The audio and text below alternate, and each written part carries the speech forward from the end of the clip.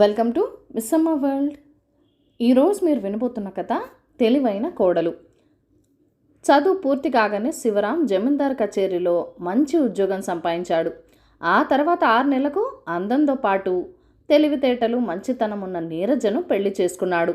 తల్లి అనసూయమ్మకు కట్న కానుకలు తేలేదని కోడలిపై కోపంగా ఉండేది. కానీ ఇంటికి వచ్చిన బంధువులతోనూ ఇరుగు పొరుగు వాళ్లతో మాత్రం తను కాని కట్నం లేకుండా కొడుకు ఎంతో ఆదర్శప్రాయంగా పెళ్లి చేశానని గొప్పలు చెప్పుకునేది.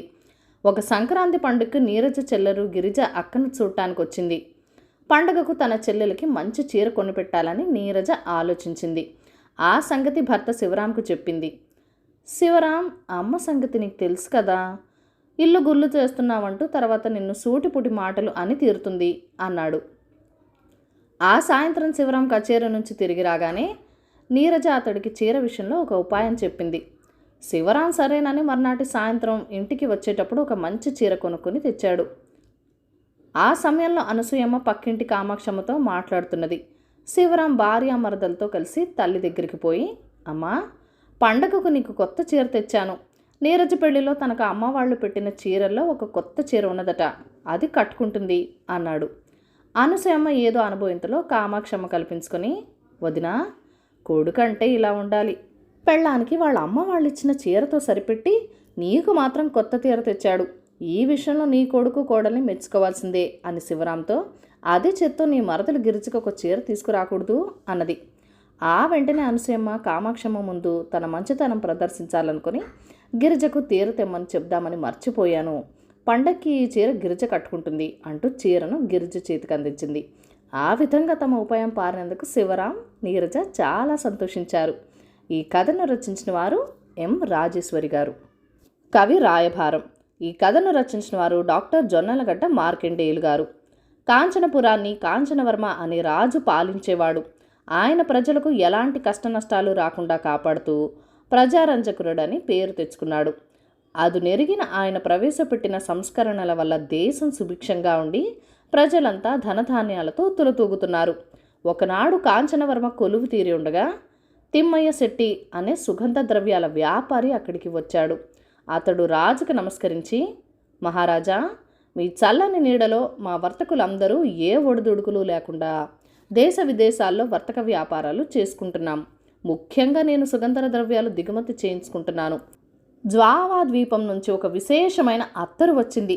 మహారాజు గారికి ముందుగా సమర్పించటం వర్తక నియమం కాబట్టి స్వీకరించండి అని కాంచనవర్మకు ఒక అత్తరు సీసా ఇచ్చాడు. రాజు దాని పరిమళానికి ముగ్ధుడై ఆ అత్తరు కొలువులో ఉన్న వారి అంగీలకు పులోమని సేవకులకు ఆజ్ఞాపించాడు. వాళ్ళు అలాగే చేశారు. మరుక్షణం కొలువులో అంతా సువాసనలతో నిండిపోయింది. అప్పుడు ఆస్థాన కవి చంద్రచూడు ఆసనం మీద నుంచి లేచి, తిమ్మయ్య శెట్టి తెచ్చినది అత్తరు పరిమళం కాదు, జావా ద్వీపంలో కూడా వ్యాపించిన మన మహారాజు గారి కీర్తి పరిమళం అన్నాడు. కొలువులోని వాళ్ళందరూ కవి మాటలకు హర్షాన్ని వ్యక్తం చేశారు. తిమ్మయ్య శెట్టి ఎక్కడలేని ఆనందంతో, మహారాజా, కవిగారు చెప్పినట్లు మీ కీర్తి పరిమళమే నా సుగంధ వ్యాపారానికి మూలస్తంభం, కవి మాటలు శిరోధార్యం అన్నాడు. చాలా కొద్దిసేపట్లోనే కొలువులో జరిగిన ఈ విశేషం అంతఃపురమంతా వ్యాపించింది. మహారాణి మొదలు పరిచారిక వరకు తిమ్మయ్య శెట్టి అత్తరు పరిమళాన్ని మెచ్చుకున్నారు. అంతేకాదు, నాటి నుంచి కాంచన వర్మ పరిమళం అన్న పేరుతో కాంచనపురంలో ఆ అత్తరు విరివిరిగా అమ్ముడుపోసాగింది. ఒకనాడు తిమ్మయ్య శెట్టి ఆస్థాన కవిని తన ఇంటికి ఆహ్వానించి, మహాకవి, నా అత్తరు పరిమళం ఎంత గొప్పదో తెలియదు కానీ మీరు పలికిన ఒక్క మాటతో అది మహారాజు గారి కీర్తి పరిమళమైపోయి నాకు మంచి లాభాలు తెచ్చిపెడుతున్నది, మీ రుణం తీర్చుకోలేనిది అని పట్టుబట్టలు దక్షిణ తాంబూలాలు ఇచ్చి సత్కరించి, అయ్యా, చిన్న మనవి, నన్ను నా వ్యాపారాన్ని కీర్తిస్తూ ప్రజల మనసులకు హత్తుకునేలా కవిత్వం రాయండి, నా వ్యాపార వార్తలు ప్రజలు గుమిగూడి చెప్పుకునేలా చేయండి, మీరు అడిగిన ధనం సంతోషంగా సమర్పించుకోగలను అన్నాడు. ఇది వింటూనే చంద్రచూడు వర్తకుడిచ్చిన పట్టుబట్టలు దక్షిణ తాంబూలాలు అన్నీ తిరస్కరిస్తూ, శెట్టి, కోకిల మావి చిగురు తిని వసంతకాలంలో మాత్రమే గానం చేస్తుంది, అలాగే మంచి కావ్యం రాయాలని కోరిక ఉన్న కవిని ప్రోత్సహించిన వాణ్ణి కవి కీర్తించగలడు, కానీ ఇలా స్వార్థంతో డబ్బు ఇచ్చి తన వ్యాపార వృద్ధి కోసం కీర్తించమంటే కవి కీర్తించడు. తప్పుంటే మహారాజును కూడా నడి వీధిలోకి లాగి ప్రజలను చైతన్యవంతులను చేయగలను. నీ వ్యాపార స్వార్థం కోసం నన్ను ఉపయోగించుకోవాలని చూడకు అన్నాడు. ఆ మాటలకు శెట్టి తెల్లబోయాడు. ఈ విషయం మహారాజు కాంచనవర్మ చెవిన పడింది. ఆయన కవిని పిలిచి, మహారాజులో ఆయన తప్పుంటే నడివీధిలోకి లాగుతానన్నవట. ఈ క్షణాన నిన్ను చెరసాలలో వేయించగలను. నన్నేమైనా చేయగలవా అన్నాడు కోపంగా. చంద్రచూడు ఏదో సమాధానం చెప్పే లోపల మంత్రి కలగజేసుకుని, మహారాజా, రావణుడు దుర్మార్గుడు, దుర్యోధనుడు దుర్మార్గుడు, వారిద్దరి గుణాలను కవి చక్కగా చెప్పాడు కాబట్టి రాముడు దేవుడయ్యాడు. భారతం రాసిన కవి ద్వారా ధర్మరాజు గొప్పతనం లోకానికి తెలిసింది. అలాగే కీచకుడు లాంటి స్త్రీలోలుల్ని ఎలా శిక్షించాలో కూడా ఆయన చెప్పాడు. అలాగే మన ఆస్థాన కవి మంచినే కాదు, చెడు చేసిన వాళ్ళని కూడా ప్రజలు ఎంత కీర్తిస్తారో అంత అసహించుకుంటారని చెప్పే ఉద్దేశంతో అన్న మాట తప్ప అందులో దురుద్దేశం లేదని భావిస్తున్నాను అన్నాడు. అవునని కవి వినయంగా తల ఊపడంతో రాజు శాంతించాడు. ఇది జరిగిన కొన్నాళ్ల తర్వాత వరుసగా 4-5 సంవత్సరాల పాటు అతివృష్టి అనావృష్టి కారణంగా రాజ్యంలో కరువు పరిస్థితులు ఏర్పడినాయి. వ్యాపారంలో నష్టం వచ్చే పరిస్థితులు రావడంతో తిమ్మయ్య శెట్టి పొరుగు రాజ్యానికి వలసపోవటానికి సన్నాహాలు చేయసాగాడు. ఆ సమయంలో పొరుగు దేశమైన కళ్యాణ దేశపు రాజు శక్తిసింహుడు కాంచనపురాన్ని ఆక్రమించడానికి ప్రయత్నాల్లో ఉన్నాడు. ఈ పరిస్థితుల్లో రాజు కాంచమరవ గత్యంతరం లేక సంధి చేసుకోవాలని నిర్ణయించుకొని మంత్రి సలహా మీద ఆస్థాన కవి చంద్రచూడుడిని కళ్యాణ దేశానికి రాయబారం పంపాడు. కళ్యాణ దేశం రాజు శక్తిసింహుడు కవిని గౌరవించి, రాయభారిని శిక్షించకూడదని శాస్త్రాలు చెబుతున్నాయి. మేము మీ దేశాన్ని మా రాజ్యంలో కలుపుకోదలిచాం. కవి రాయభారిగా నీ అభిప్రాయం ఏమిటి? నువ్వు తిట్టినా మీ దేశాన్ని ఆక్రమించకుండా వదలం అన్నాడు వికటంగా. చంద్రచూడు నవ్వి, మహారాజా, నేనింకా నా సందేశం వినిపించకుండానే మీరు వీరాపాలాడారు.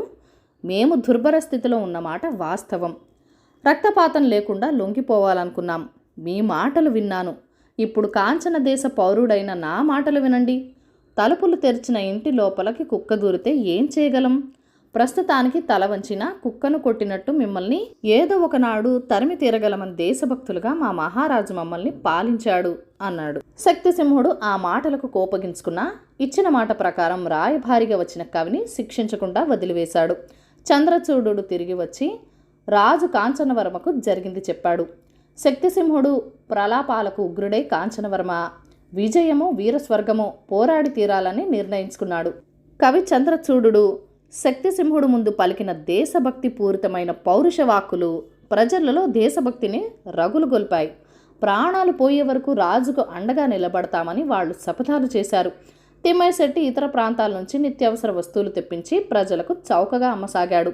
ఈ విధంగా కాంచనపురం ప్రజల్లో వచ్చిన పౌరుష వేషాల్లో సంగతి విన్న శక్తిసింహుడు రాజ్యంలో ప్రజలు, ఛీ, మన రాజు ఇప్పుడు కాంచనపురం మీదకి దండయాత్రకు వెళితే అది తలుపులు బార్లా తెరిచి ఉన్న ఇంటిలోకి కుక్క జొరిబినట్టే అవుతుంది. రాజు మన దేశం పరువు తీయకుండా ఉంటే బాగుండు అని బాహాటంగా అనసాగారు. శక్తిసింహుడు తన దేశ ప్రజలు ఏమంటున్నది తెలుసుకుని సిగ్గుపడి, రాజు కాంచనవర్మకు రాయబారి ద్వారా నాకు మీ దేశంపై దురాక్రమణ చేసే ఉద్దేశం లేదు. ఇక పొరుగు రాజుగా కటిక పరిస్థితుల్లో ఉన్న మీ దేశానికి అవసరమైన సహాయం అందిస్తున్నాను అని కబురు చేశాడు. అన్నమాట ప్రకారం శక్తిసింహుడు రాజు కాంచనవర్మకు సహాయం పంపి ఆయనకు మంచి స్నేహితుడిగా ప్రవర్తించాడు. కవి చంద్రచూడు రాయభారాన్ని ప్రజలు ఎంతగానో మెచ్చుకున్నారు. ఆస్థాన కవి చంద్రచూడు కొద్ది కాలం తర్వాత తమ రాజు గొప్పతనాన్ని, రాజ్యాన్ని కీర్తిస్తూ ఒక కావ్యం రాసి అందులో తిమ్మయ్య శెట్టి ఔదార్యాన్ని కూడా ప్రశంసించి శెట్టిని కూడా కీర్తించాడు. హెచ్చరిక. ఈ కథను రచించిన వారు శ్రీరామ్ కమల్ గారు. సోమనాథుడిది చిన్న కుటుంబం. భార్య కుసుమ అనుకూలవతి, కొడుకు రాజుపట్నంలో చదువుకుంటున్నాడు. కూతురు మాలతి పెళ్ళిడికొచ్చింది. ఒక రోజున భార్యాభర్తలిద్దరూ ఇంటి విషయాలు మాట్లాడుకుంటూ ఉన్నారు. కుసుమ కాస్త కలవరపడుతూనే, అన్ని వైపులా ధరలు పెరుగుతున్నాయి, అబ్బాయి పట్నం చదువుకి బాగా ఖర్చవుతున్నది, అమ్మాయి పెళ్లి సంబంధం కుదిరిందంటే చాలా డబ్బే కావాల్సి ఉంటుంది, మనం పొదుపుగా ఉండటం నేర్చుకోవాలి అన్నది. నీ వంటి భార్య ఉంటే పొదుపుకేం కష్టం అన్నాడు సోమనాథుడు నవ్వుతూ. అదే సమయంలో వీరయ్య వారిని చూడవచ్చాడు. వీరయ్యది గోపాలపురం. అక్కడ సోమనాథుడికి 10 ఎకరాల పొలం ఉన్నది. దానిలోనే కొంతమేర వరి, కొంతమేర అరటి, మామిడి, కొబ్బరి, వేరుశనగ వగేరా పంటలు పండించి అవి అమ్మగా వచ్చిన డబ్బుతో కొంత తనుంచుకొని కొంత సోమనాథుడికి తెచ్చి ఇస్తుంటాడు వీరయ్య.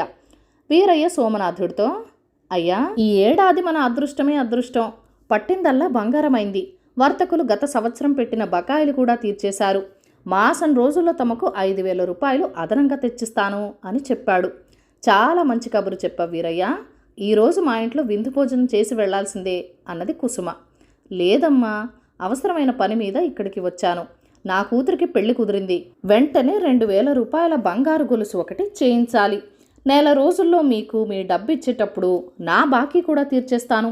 ఎలాగో అలా నాకు ఈ 2,000 సర్దాలి అన్నాడు వీరయ్య. వీరయ్య నమ్మకమైన వాడే, ప్రాణం పోయినా మాట తప్పడు. అందువల్ల అతను అడిగిన డబ్బు అప్పుగా ఇవ్వటానికి సోమనాథుడికి అభ్యంతరమేమీ లేదు. అయితే అప్పుడు అతని వద్ద ఇంటి ఖర్చులకు గాను 200 రూపాయలు మాత్రమే ఉన్నాయి. భర్త సందిగ్ధాన్ని గ్రహించిన కుసుమ కనుసైగలతో అతని లోపలికి మరొక గదిలోకి తీసుకువెళ్ళి, వీరయ్య అవసరం నిజమైనది. ఎక్కడి నుంచైనా అప్పైనా తెచ్చి అతడి అవసరం తీర్చాలి. అతడిని లాంటప్పుడు ఆదుకోవటం మన ధర్మం అన్నది. అప్పెవరిని అడగాలా అని ఇద్దరు ఆలోచనలో పడగా చటుక్కున కుసుమకు సుబ్రహ్మణ్యం గుర్తుకు వచ్చాడు. నిన్ననే ఆయనకు అనుకోకుండా 1,500 రూపాయలు వచ్చాయన్న వార్త ఊరంతా గుప్పుమన్నది. చిత్రం, మనకు అనుకోకుండా 5,000 రూపాయలు అదనంగా రానున్నాయి. చాలా కాలంగా నేను ఒక నగ చేయించుకోవాలనుకుంటున్నాను. అమ్మాయి పట్టుపరికిణి అని మనసు పడుతున్నది. అబ్బాయి దేవుడు బొమ్మలున్న వెండి ఉంగరం కావాలని ఎన్నోసార్లు అడిగారు. అవన్నీ తీర్చే సమయం వచ్చింది. సుబ్రహ్మణ్యం గారు మనకు లేదనరు. ఎలాగో అడుగుతున్నారు కాబట్టి ఏకంగా 5,000 అప్పు చేయండి, మన సరదాలు తీరుతాయి, వీరయ్య అవసరము తీరుతుంది అన్నది కుసుమ. సరేనన్నాడు సోమనాథుడు. ఈలోగా వీరయ్య ఊళ్ళో నగల దుకాణానికి వెళ్ళాడు. సోమనాథుడు సుబ్రహ్మణ్యం ఇంటికి వెళ్ళాడు. అప్పటికే ఆయన ఇంటి ముందు చాలామంది ఉన్నారు. ముఖాలు చూసుకుంటుంటే వాళ్ళు అప్పు అడగడానికి వచ్చినట్టు కనబడ్డారు. ఆయనకు అనుకోకుండా డబ్బు వచ్చినందుకు అంతా అభినందిస్తున్నారు. కానీ మనసులో అప్పెలా అడగాలా అని ఆలోచన వాళ్లకు తికమక పెడుతున్నది. సుబ్రహ్మణ్యం విషయం ఇట్టే అర్థం చేసుకున్నట్టున్నాడు. ఆయన అందరి వంక ఒకసారి చూసి, డబ్బు సంపాదించటం కష్టం, ఖర్చు చేయటం చాలా సులభం. డబ్బు ఉన్నప్పుడు మనిషి ఈ విషయం మర్చిపోతుంటాడు. అలా మర్చిపోకుండా ఉండడానికే నేను నా డబ్బును వడ్డీ వ్యాపారి సుందరయ్యకి ఇస్తాను. ఆయన నా డబ్బుకు వడ్డీ ఇస్తాడు. ఒకవేళ నాకు డబ్బు అవసరమైతే సుందరయ్య దగ్గరే అప్పు తీసుకుంటాను. నా డబ్బు కొంత తన దగ్గర ఉంది కాబట్టి ఆయనకి ఏ హామీ అక్కర్లేకుండా అప్పిస్తాడు. అయితే నాకిచ్చే వడ్డీ కంటే తీసుకునే వడ్డీ ఎక్కువ. ఆ తేడా నాకు హెచ్చరికగా ఉంటుంది. అందువల్ల నేను అనవసరపు ఖర్చులు చెయ్యను అంటూ ముందరి కాళ్లకు బంధం వేశాడు. తన డబ్బును తానే వడ్డీకి అప్పు తీసుకునేవాడిని ఇతరులేం అడుగుతారు? చుట్టూ చేరిన వారంతా ఒక్కొక్కరు చల్లగా జారుకున్నారు. సోమనాథుడికి సుబ్రహ్మణ్యం వద్ద చనువు ఎక్కువ. అతడి ముఖం చూసి సుబ్రహ్మణ్యం విషయం అర్థం చేసుకుని, నీకు డబ్బు అవసరం వచ్చినట్టుంది. స్నేహితుడి వద్ద మొహమాట పడకూడదు. ఇప్పుడే ఇద్దరం సుందరయ్య వద్దకు వెళ్దాం. సంవత్సరానికి 100కి 15 రూపాయల మీద 15,000 లోపు ఎంతకైనా నీ కోసం అప్పు తీసుకుని ఇచ్చే బాధ్యత నాది. ఎంత కావాలో చెప్పు అన్నాడు. 100కి 15 రూపాయల వడ్డీ అనగానే సోమనాథం గతుకుమని తన అవసరానికి తగ్గట్టు 2,000 చాలన్నాడు. ఇద్దరు సుందరయ్య వద్దకు వెళ్లారు. సుబ్రహ్మణ్యం 15,000 రూపాయల నగదు సుందరయ్యకి ఇస్తే ఆయన రసీదిస్తూ, సంవత్సరానికి 100కి 13 రూపాయల వడ్డీ వస్తుంది నీకు అన్నాడు. సుబ్రహ్మణ్యం సరేనని తనకు 2,000 అప్పు కావాలన్నాడు. సుందరయ్య తల ఊపి, మామూలుగా సంవత్సరానికి 100కి 20 తీసుకుంటాను. నా వద్ద డబ్బు దాచుకునే వారి వద్ద మాత్రం 15 తీసుకుంటాను, నీకు తెలుసు కదా అంటూ పత్రాల మీద సంతకాలు చేయించుకుని 2,000 ఇచ్చాడు. ఇది చూసి సోమనాథుడు మనసు చివుక్కుమంది. స్నేహధర్మం గురించి మాట్లాడుతూనే తన దగ్గరున్న డబ్బును వడ్డీకి తిప్పుతూ స్నేహితుడికి వడ్డీకి అప్పుకిచ్చాడు సుబ్రహ్మణ్యం. అయినా అవసరం తనది కాబట్టి ఆ 2,000 తీసుకుని వెళ్ళి వీరయ్యకిచ్చాడు. నెల రోజుల్లో అన్న ప్రకారం వీరయ్య డబ్బు తెచ్చివ్వగానే వడ్డీ లెక్క కట్టి బాకీ తీర్చడానికి సుబ్రహ్మణ్యం ఇంటికి వెళ్తే ఆయన అందులో 2,000 మాత్రం తీసుకుని, వడ్డీ వ్యాపారిని అనుకున్నావా, అయినా స్నేహితుడి వద్ద వడ్డీ తీసుకుంటానా అన్నాడు. సోమనాథుడు తెల్లబోయాడు. ఆలోచించగా చేయబదుల వల్ల తనకు కలిగే నష్టాన్ని తెలియజెప్పడానికి మాత్రమే సుబ్రహ్మణ్యం తనను సుందరయ్య వద్దకు తీసుకువెళ్ళినట్టు అర్థమైంది. అలా కాకపోతే తన సుబ్రహ్మణ్యాన్ని 2,000కు బదులు 5,000 అడిగి పుచ్చుకొని అంతగా అవసరం లేని వాటి కోసం ఆ డబ్బు ఖర్చు చేసి ఉండేవాడు. సుబ్రహ్మణ్యం ప్రవర్తన తీరు తగిన హెచ్చరికగా కావడంతో సోమనాథుడు వీరయ్య నుంచి వచ్చిన అదనపు 5,000 రూపాయలని సుందరయ్య దగ్గర ఉంచాలని నిర్ణయించుకున్నాడు. కథ కంచికి మనం ఇంటికి. ఈ కథలను లైక్ చేయండి, షేర్ చేయండి. మన ఛానల్ని ఫస్ట్ టైం చూస్తున్నట్లయితే కనుక ప్లీజ్ సబ్స్క్రైబ్ చేసుకొని మీ సపోర్ట్ ఇవ్వండి. మీ అమూల్యమైన ఫీడ్బ్యాక్ అండ్ సజెషన్స్ నాతో కామెంట్ సెక్షన్లో కూడా షేర్ చేసేయండి. కామెంట్ సెక్షన్ పక్కనే అలానే హైప్ బటన్ ఉందండి, అలాగే హైప్ ఇచ్చి కూడా మీ సపోర్ట్ తెలియజేయండి. Thank you for watching. Bye bye.